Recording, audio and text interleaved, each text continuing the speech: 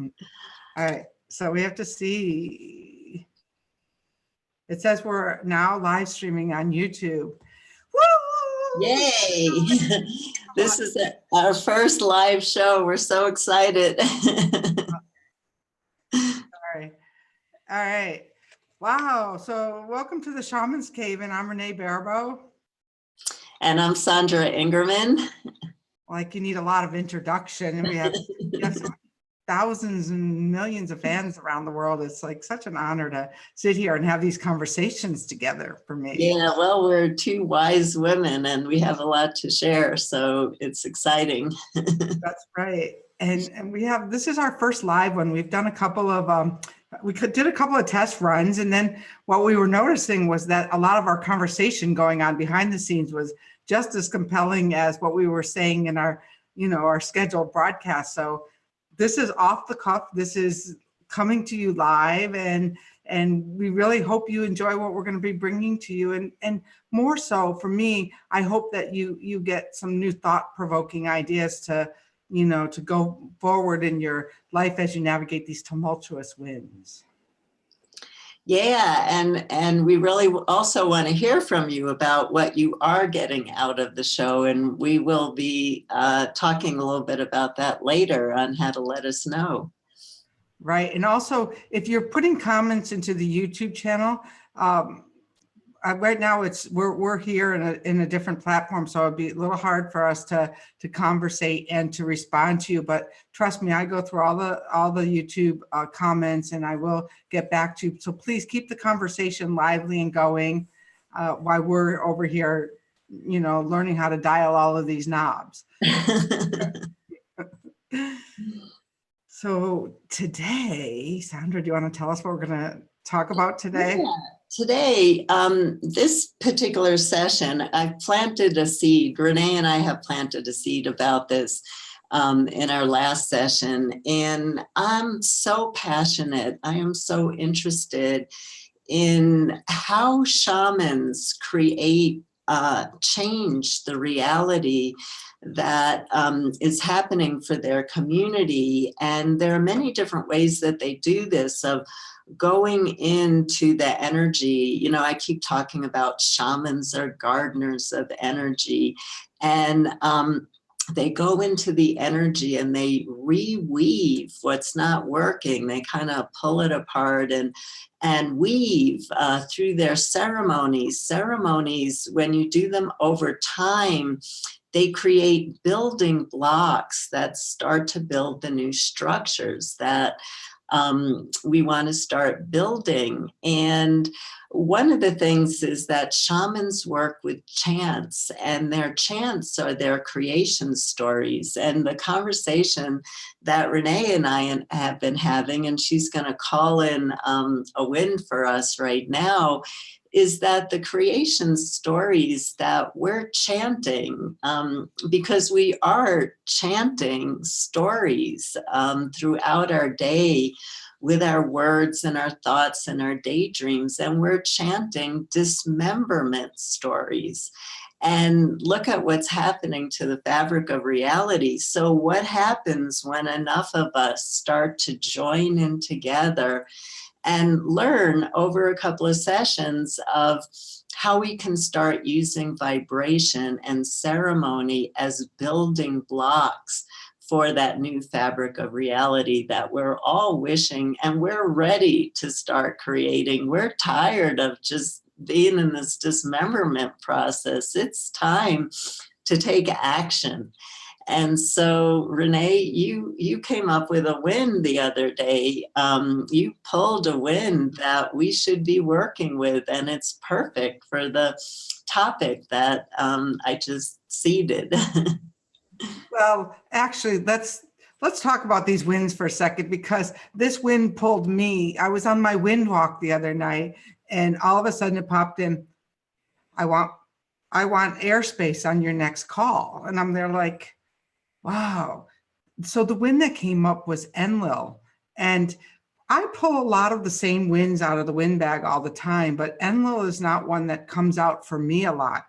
And Enlil is the Sumerian wind god that was partially part of the separation between the oneness. And I was just thinking that, Sandra, you were just talking about that floating dream you had the other day about floating in the oneness, and how interesting that Enlil would come here, because Enlil and his brother, they are the people who in this mythology started the separation of good and evil, the contrast that we've been in.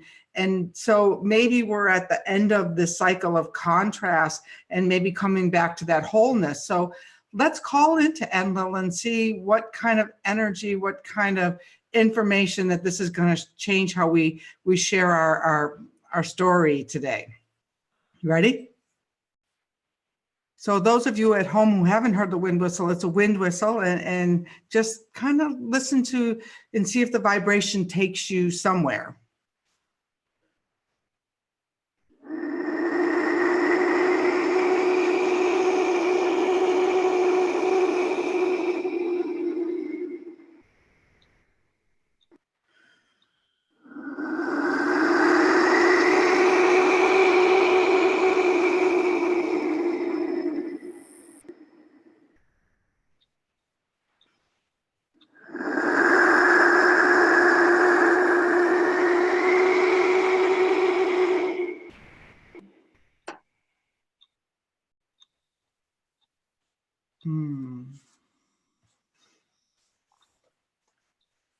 Did the leaves start blowing outside your window, or?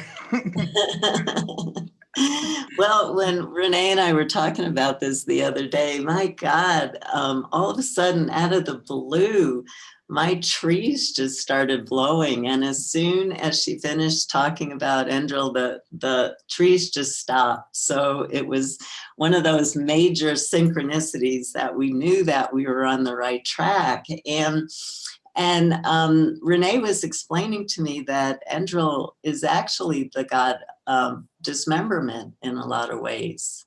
Yes, because Enlil, when he thought that the humans were becoming too noisy, he flooded the planet. And so that was the end of the civilization at Mesopotamia, which is now Iran, just so if you're looking for a geographical context.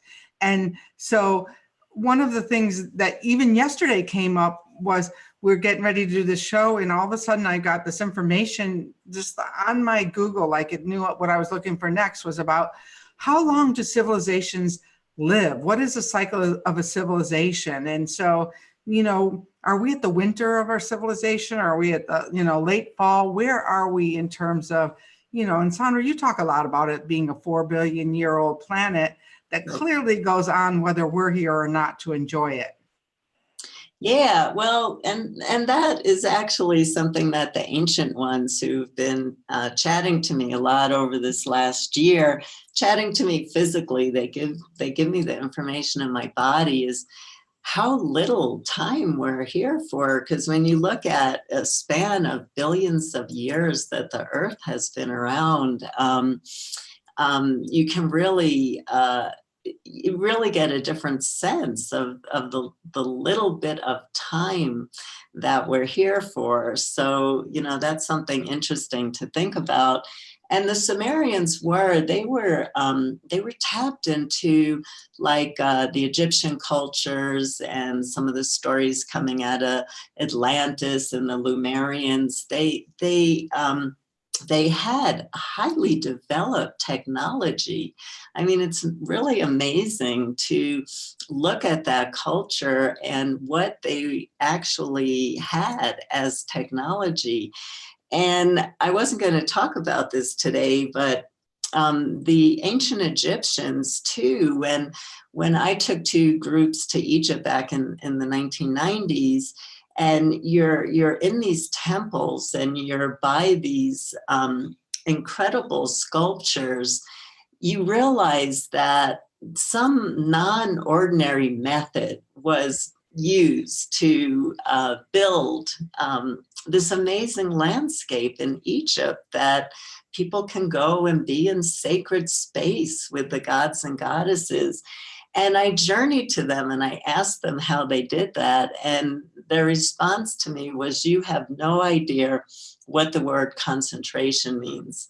And what that meant to me, because I understood what they were saying, they used their psychic senses and they used vibration to build.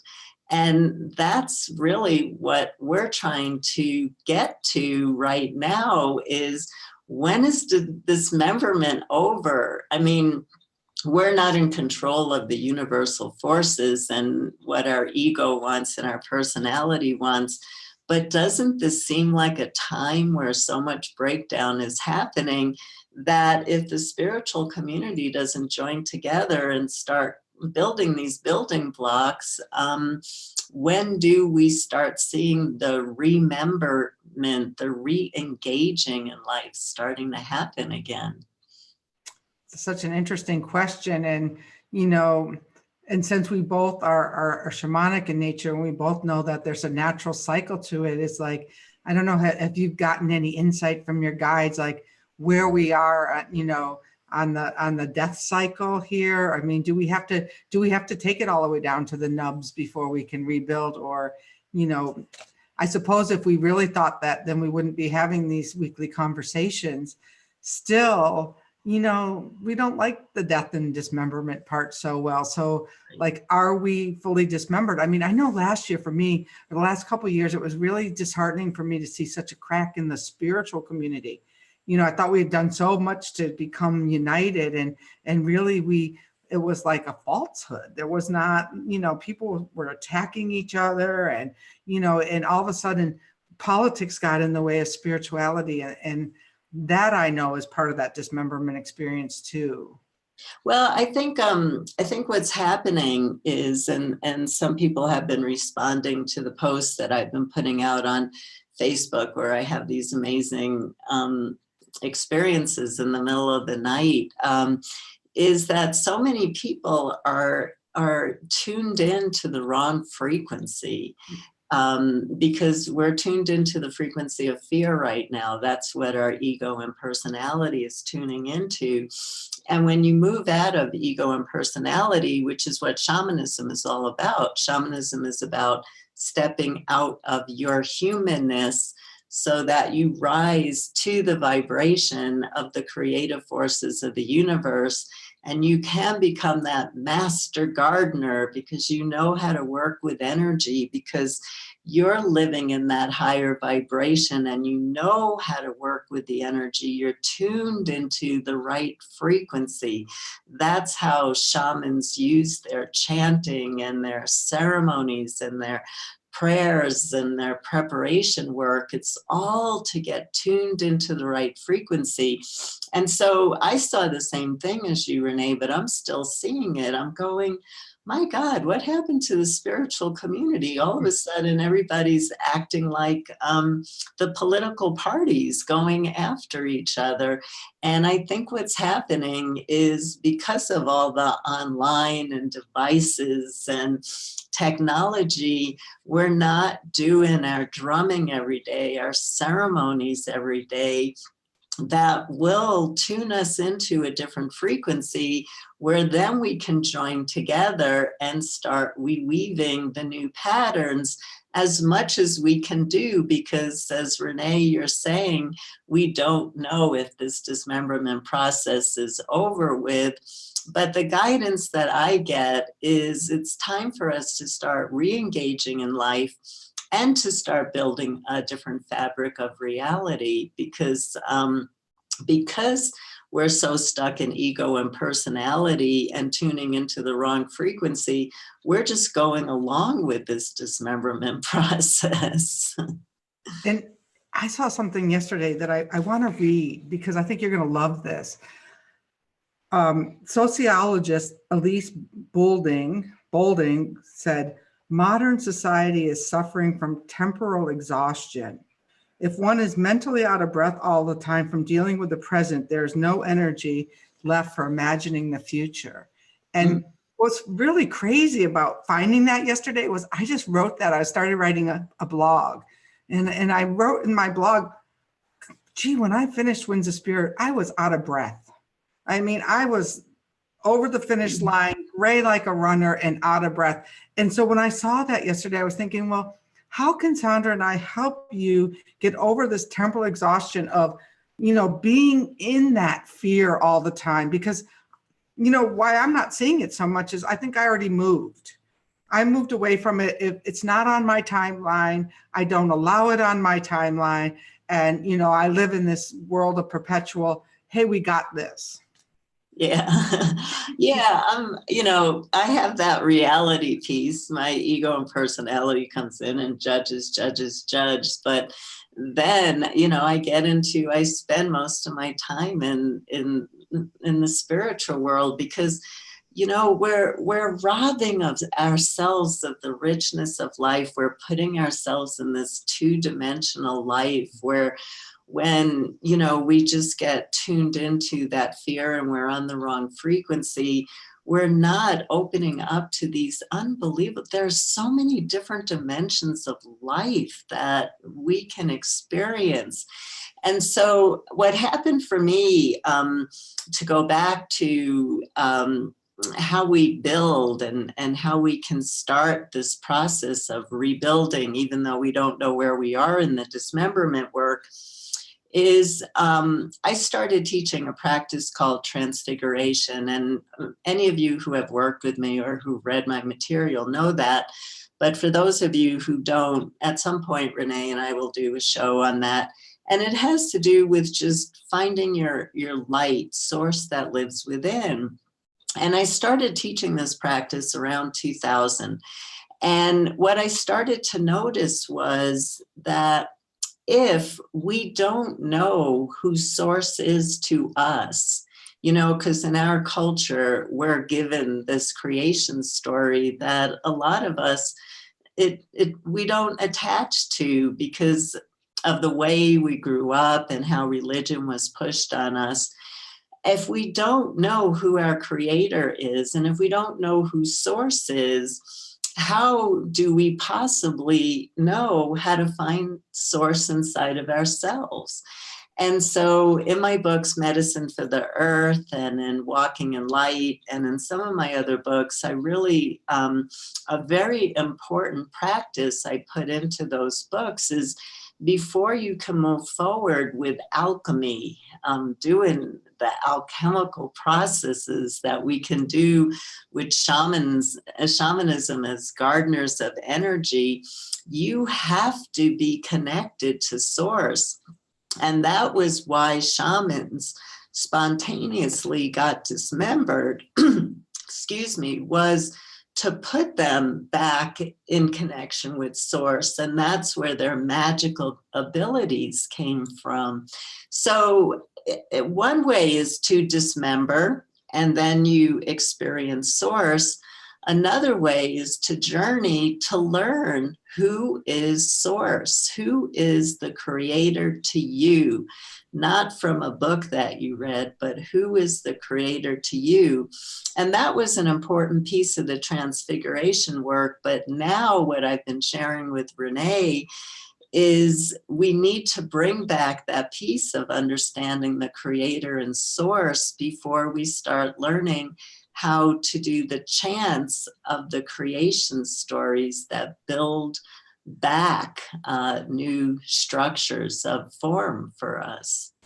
Absolutely. And for me, I was chasing after that for so many years until I finally understood that the wind wasn't a metaphor, that the wind was holding my life in a way that was really felt, wow, I don't have to do it myself anymore. Or, I still have to do a lot, trust me, but I don't have to, that I was being held for the first time in my life. And that was such a wonderful experience because of all the training we've had and all the bad rap that God's gotten, or, how religion failed us, or when we saw, the children being molested, or all of these other things, that was a different reality from, what was the true source and how do we experience that for ourselves? And working in addiction, I see that, especially our young men, 20 to 30, who are, filling up the addiction treatment centers, they've lost that connection. They're lost. We have a whole generation that's lost. And so I think it's our responsibility, not even like a good idea. It's if you've been studying shamanism for 25 years and new age practices, whatever they are, it's our responsibility to offer a light to, the people who are now not knowing where to look, and as the institutions are falling down around them.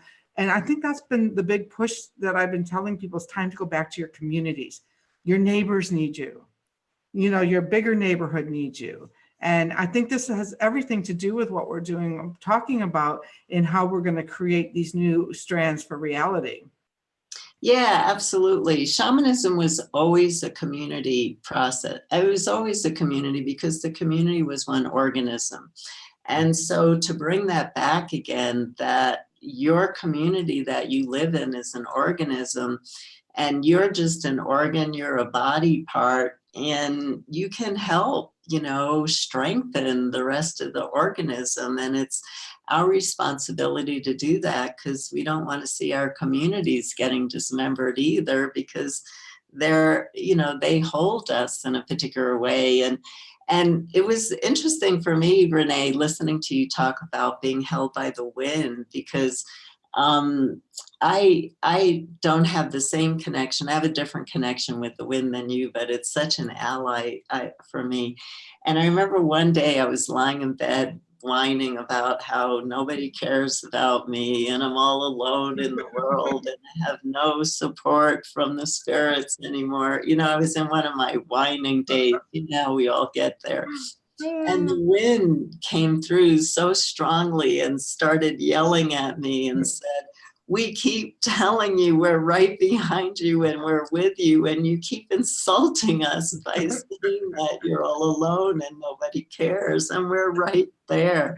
And so we don't understand the spiritual richness that is around us. And the exponential side of that, Renee, is the population you're talking about, who you're seeing in the addiction center, where there's absolutely no connection.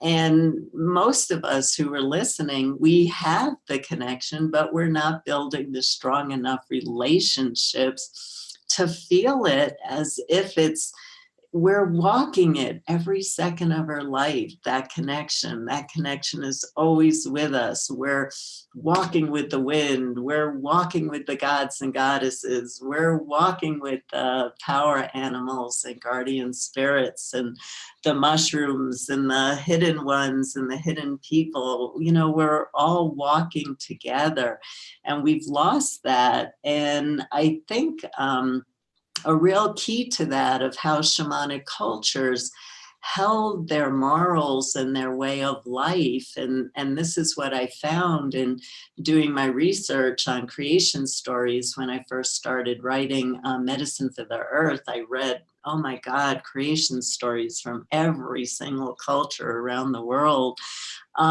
Is it gave them a sense of how to create and how to connect. It gave them all of that. That's why their creation stories were so important to them, was that's how they connected to life. Well, next week, when we continue this conversation, what I've discovered through the wind work is that there's wind dynamics of creation, and that I've kind of started to map them out with my students about how we create each and every single time, working with a wind, and not an individual wind like an Enlil, but the dynamic winds.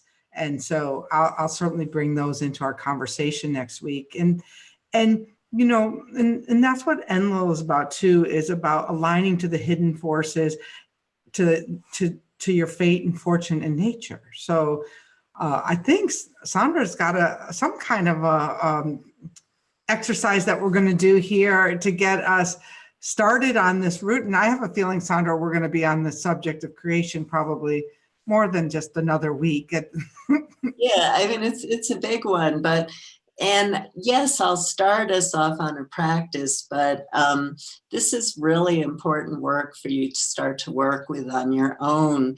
And I actually, I did an exercise with, when I was part of, I was doing a heart study with the University of Michigan Integrated School of Medicine to see how some of the work that we're sharing here would help people who suffered a heart attack.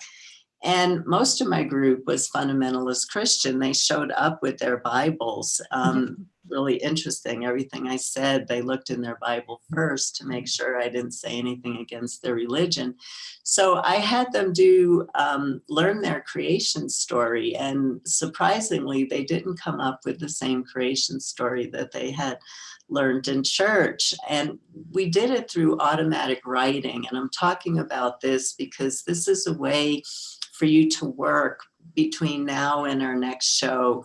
And I will do a little exercise, but we don't have enough time to go deep enough where you're going to need to go deeper into this, where you can take some paper and a pencil.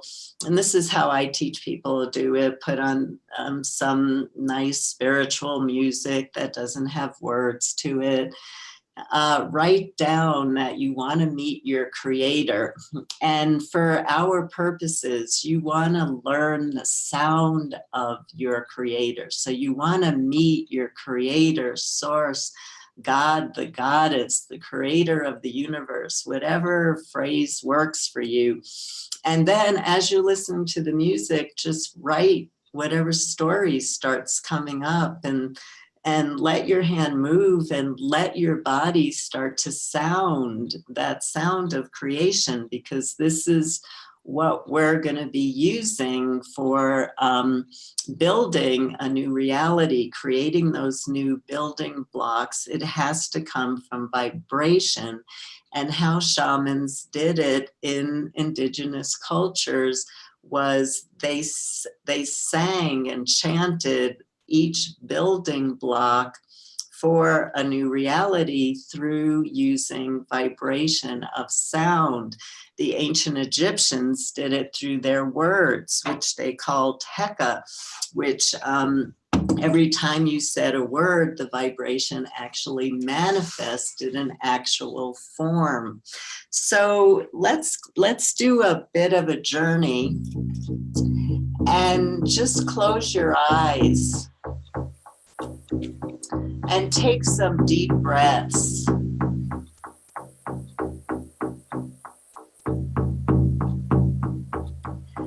And let's all imagine ourselves traveling to a beautiful place in nature where we can just take a few minutes at the end of our show to reflect.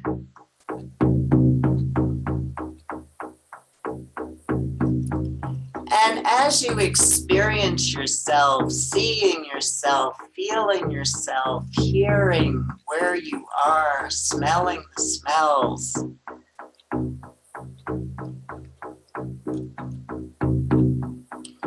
feel your ego and personality dropping away. And feel yourself entering into a spiritual state of consciousness where you're no longer bringing the vibration of fear, but together we're all tuning in to a higher vibration of creation. And ask for some divine being to come and join you. It might be a god or goddess or an ancient one from another culture.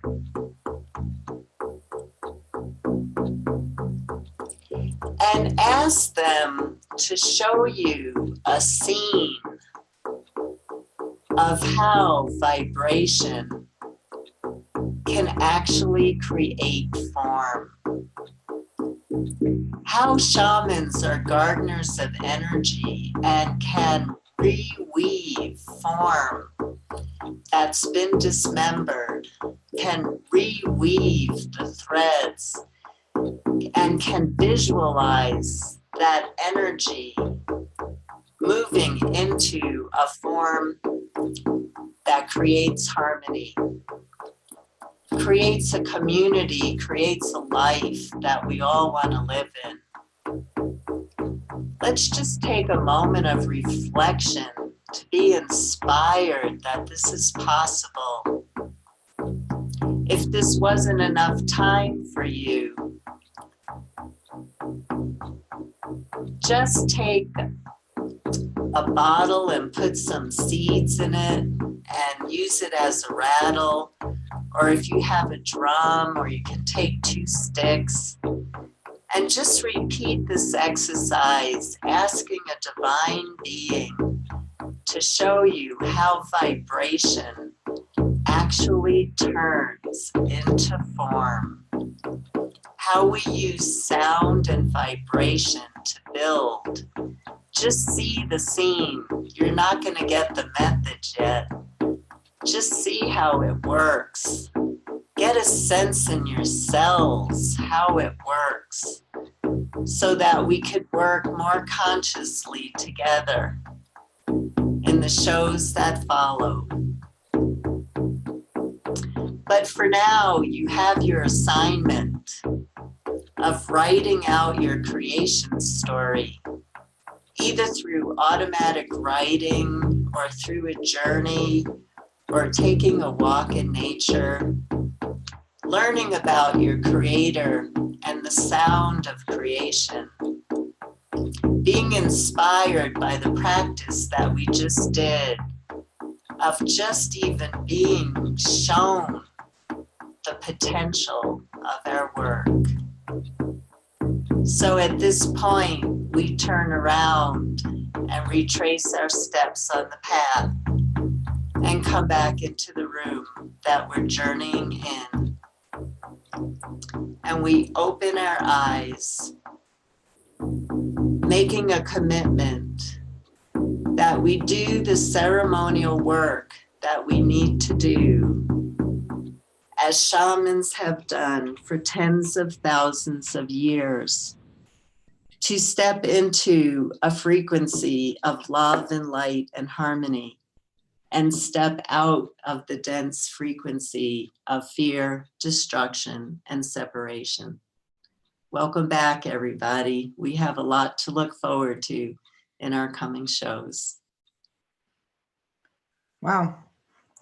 Usually I kind of sit here and, you know, kind of tend to what's going on here and there, but all of a sudden there was this energetic moving in my body, and it showed me one of the wind dynamics, which we're going to talk about next week. But there was this movement of like a tornado starting, like that movement of how they start wide, you know, they gain force and intensity and things as they go. So I'll be curious to see where that's taking me, for sure.